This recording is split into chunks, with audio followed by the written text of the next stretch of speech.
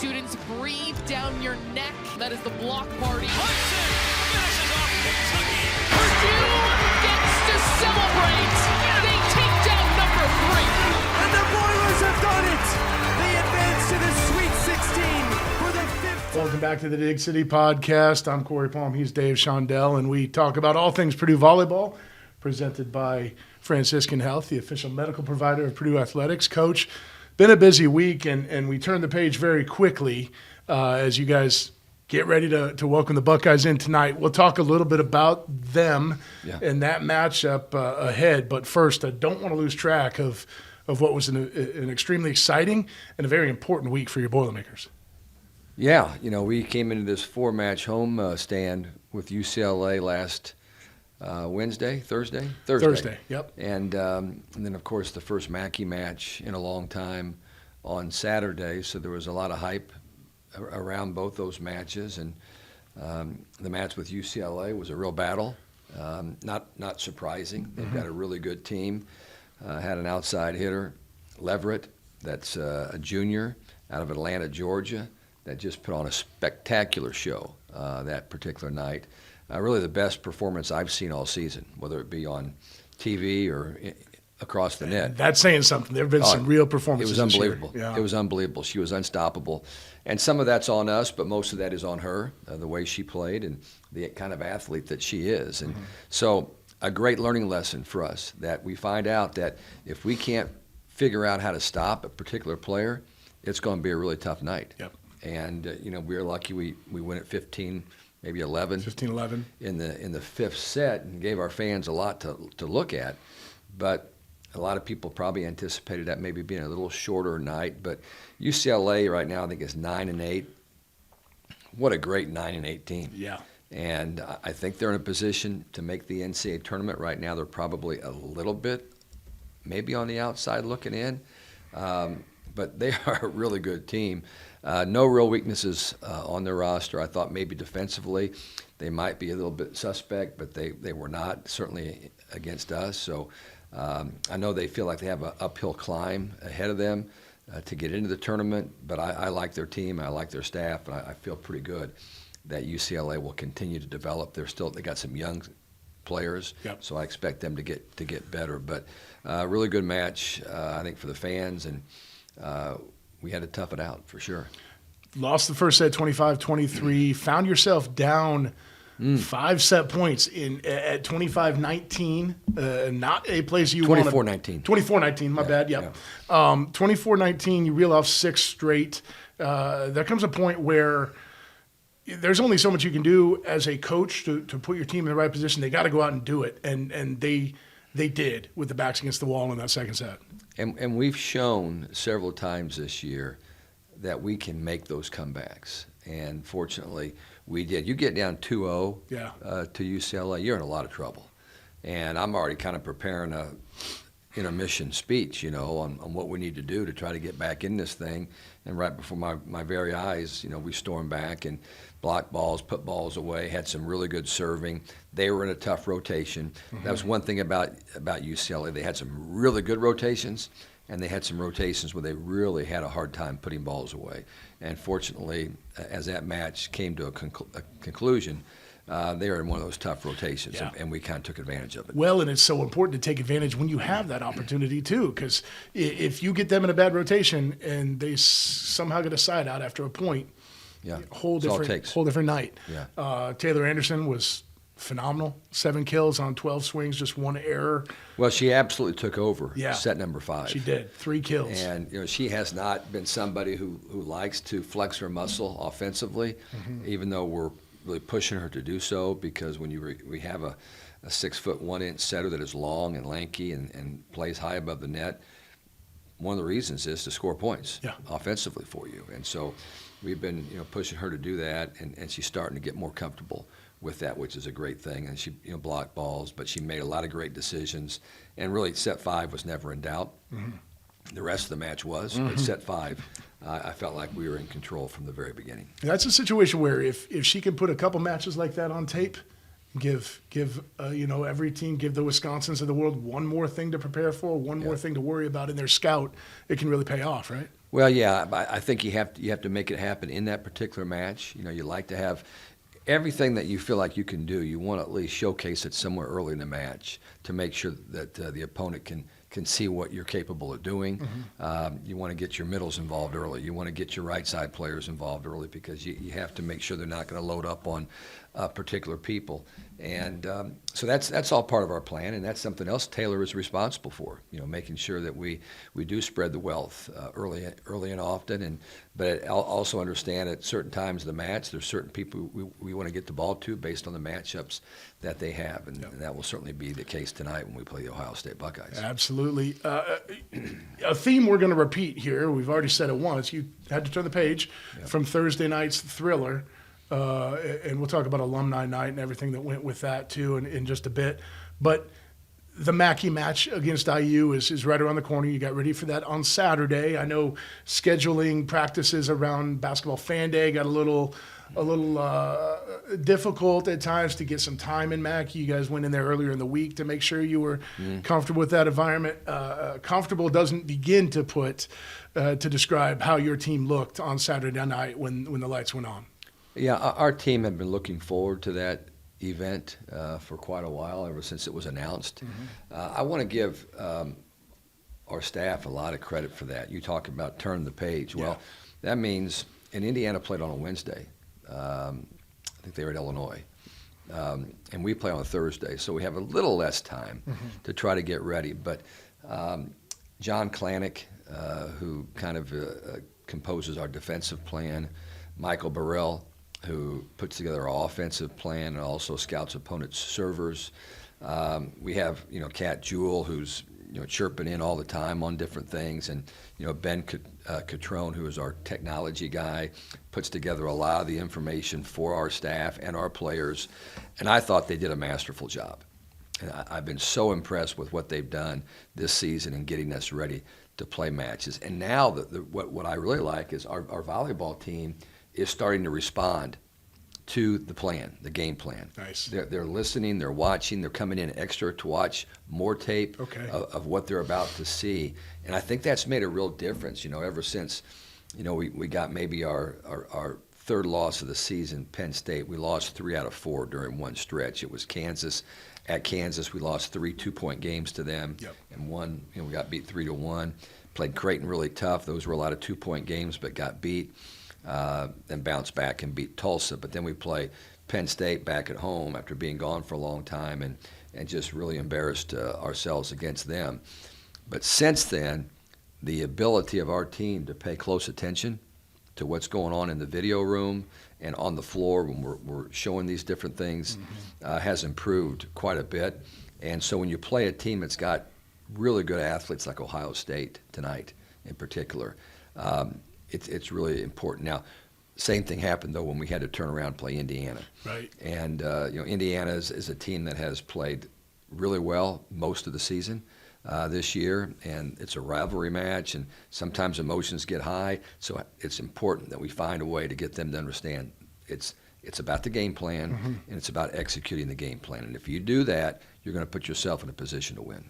It's awesome to get that particular aspect of it clicking for this team at this point in the season, because we're firmly in the second half of the season. Matches don't get a whole lot easier, obviously, in the Big Ten. You got Ohio State coming in, Wisconsin right after that, and we'll preview those matches a little bit. But to know that, to have seen that they're able to dial in a little bit on what's immediately in front of them has to give you hope going into the Buckeyes, knowing that Wisconsin game and another Mackey match is right around the corner. And that's all about maturity, and that's something we've been talking a lot about throughout this season, is how we're going to grow up. We still play a lot of freshmen and sophomores. Obviously, Raven is a senior. Lourdes Myers is a redshirt junior. Allie Horning is a senior. So you have some people in the upper class area, but you've got a bunch, and Eva Hudson's a junior. Yeah. But then you have that big sophomore class, and then you have some freshmen that you're playing, and really, Julia Kane's a freshman in my eyes in some ways because she hardly played a year ago.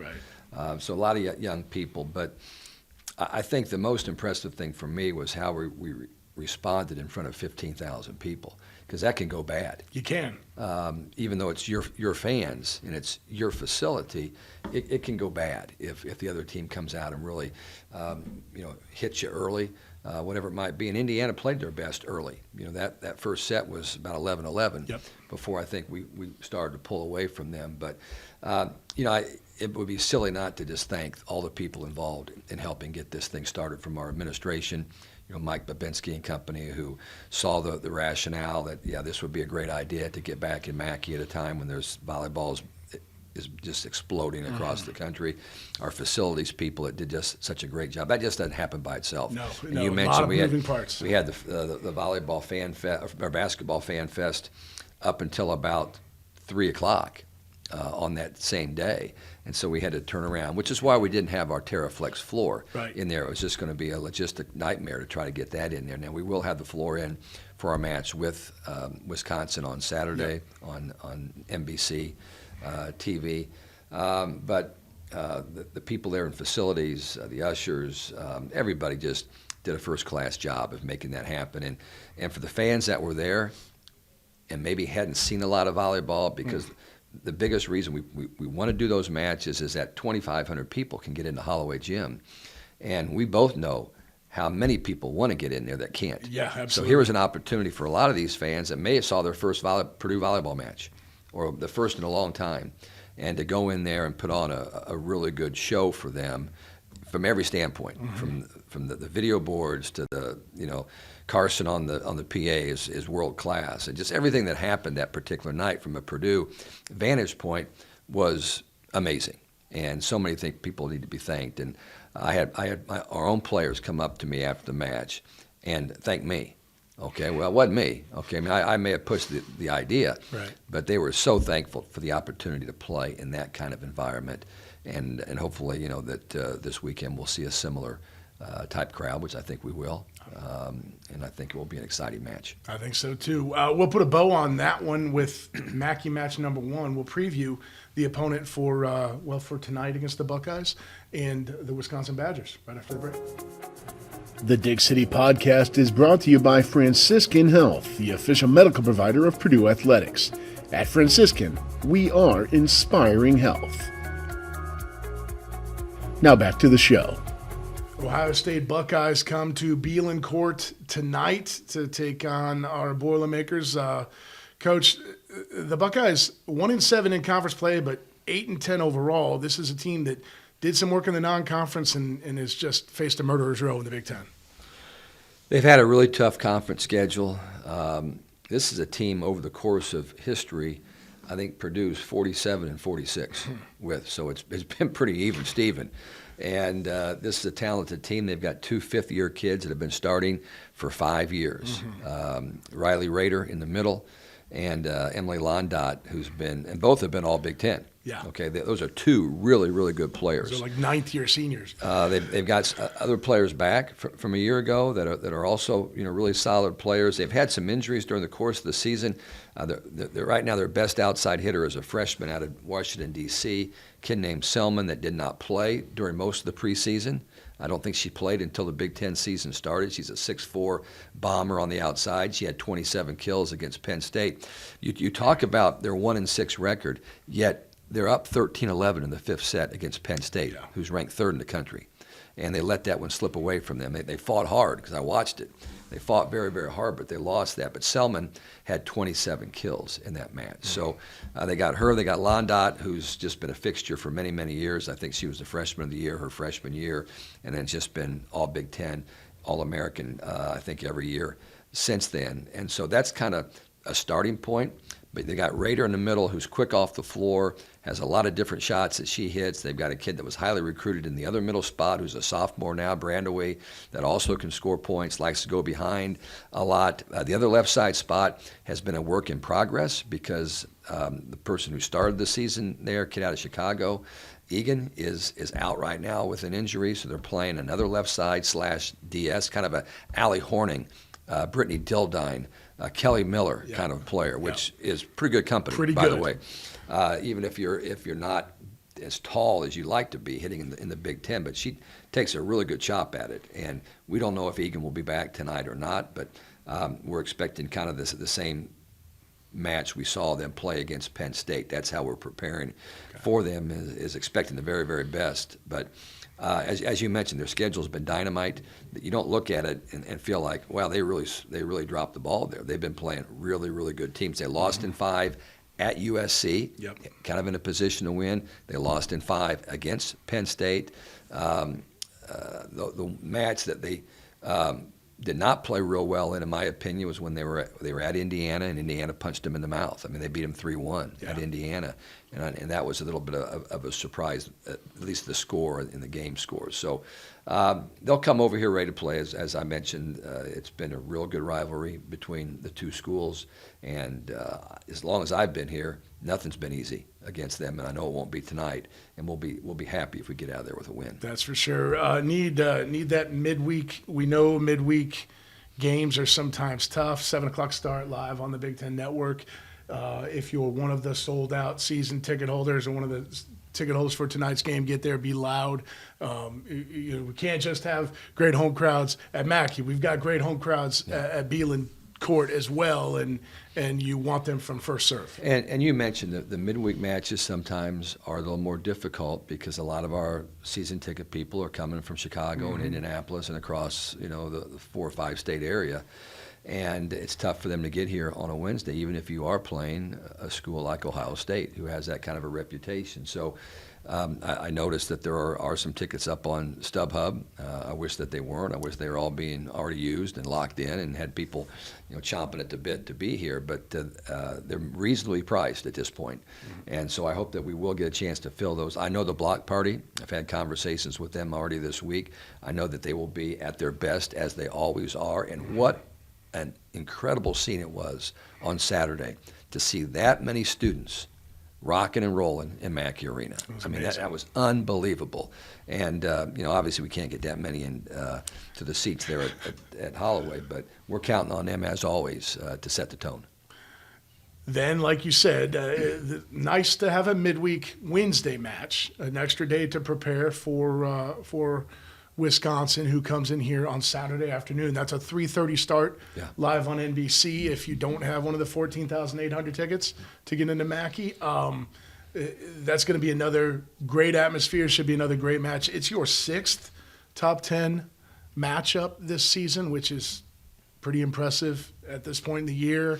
Well, it's impressive if you're winning those. It is true. It's not as impressive if you're not. Well, a good chance to get one. Yeah, a good chance to get one. And those are some of the matches that we've played really well in, a lot of them. But we haven't struck pay dirt quite as often as we need to, and that's why you look at our RPI. I'm thinking we've really had a pretty good year. We're 15-4. The only losses have been to number 2, number 3, number 6, and number 8 or 9, I think. Okay, and 3 of those we were in a position, to possibly win matches. Okay, obviously Penn State was not the case. That was the wake-up call. That was the Big Ten opener. So, but we got to win some matches that mean something, and so I think that it's still in the distant future as far as I'm concerned, because we have Ohio State waiting in the wings right now. Literally, they just got done practicing. Okay, not too far from here. They're actually here. Yeah. So I know that it'll be an electric environment, but I know Wisconsin's starting to play like the Wisconsin team I thought they were going to. They dropped 3 early to teams in the top 20, and just didn't look like the Wisconsin team we've seen the past several years. Well, that's changed now. Okay, their last match they lost was at Minnesota, a 5-setter. That was when we came in 2 days later and beat Minnesota in 5. So it's just been some great matches in the Big Ten. I think it's going to be that way all season. But currently we're sitting at a tie for, actually we're in 4th place, tie for 4th place.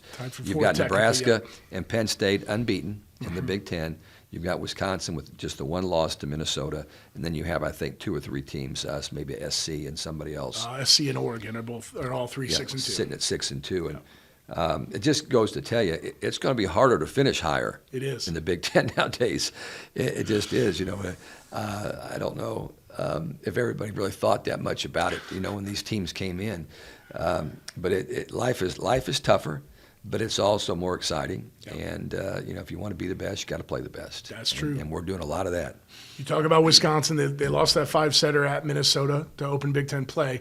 They've dropped 2 sets since then. They dropped a set to Oregon and one at Michigan last weekend. So they take on Indiana tomorrow night. Yep. That'll be another result in the books before Saturday, but really looking forward to that. If fans aren't familiar with Wisconsin, and I think in today's world most people are, social media and now the reinvention of TV for volleyball has been great for our sport, but they are the tallest team in the country. They play Smrek on the opposite position at 6'9", Anna Smrek. They've got Booth, Carter Booth. Both of these players' fathers played in the NBA, but Carter Booth is 6'7". They've got the returning player of the year in Sarah Franklin, who's about 6'3.5". The only area where they're a little bit smaller, they got a left side that's about 6 foot, Orzel, who's, where is she from? She's a foreign kid. I've got to pull up here. Let me see. She is from Poland. I was going to say Poland. Yep. Just not very quickly, and I was going to say it.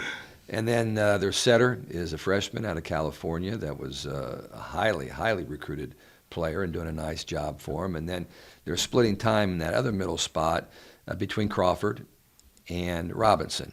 And they don't get through many matches without playing all 3 middles. Mm-hmm. The libero right now is a kid right out of Indianapolis, Schumacher, whose dad played a little bit of tennis at Purdue. So that's be kind of a homecoming situation for her to come back, and they've got some other really good back and ball control players as well. So when the season started, Corey, I had them picked number 1 in the country. I know you did, yep. And then they, stubbed their toe a little bit. They were going through some growing pains with actually, they're playing a different offensive system. Okay. They ran a 6-2 for a couple seasons where they had 2 setters. And they were able to play all their heavy hitters. And then they went to a 5-1.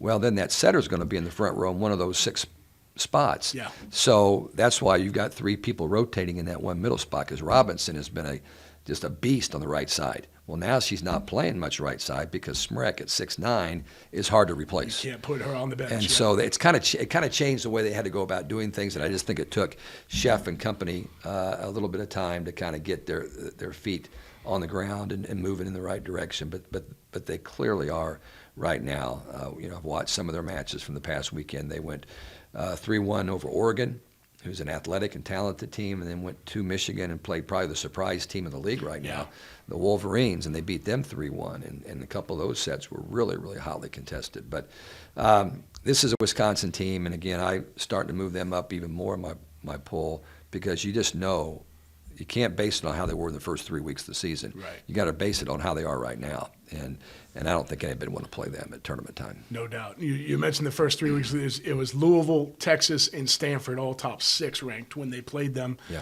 And they went 0-3 in those matches and learned a whole lot, which we saw a lot of in the non-conference this season.